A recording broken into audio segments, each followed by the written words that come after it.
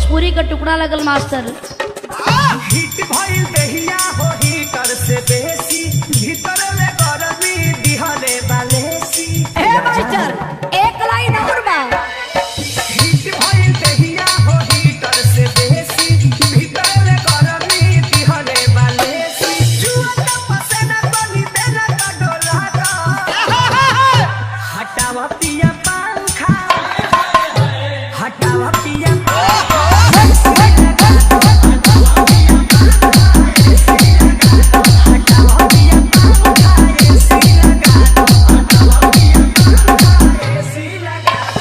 DJ Avneesh DJ Avneesh DJ Avneesh DJ Avneesh DJ Avneesh DJ Avnish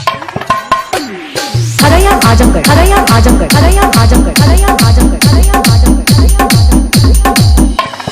करतानी उज्जवल मकई साल से लगता नहावा पसीना चुए गाल से।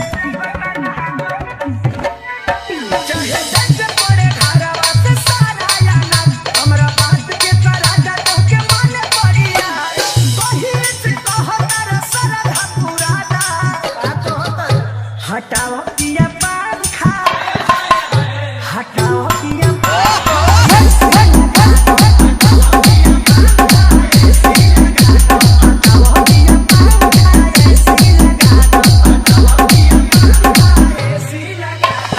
DJ Avneesh DJ Avneesh DJ Avneesh DJ Avneesh DJ Avneesh DJ Avnish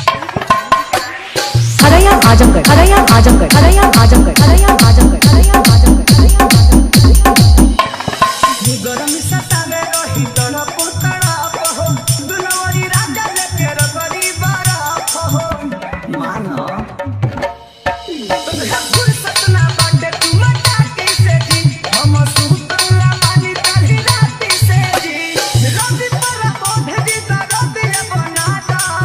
अच्छा हटाओ पिया पंखा हटाओ पिया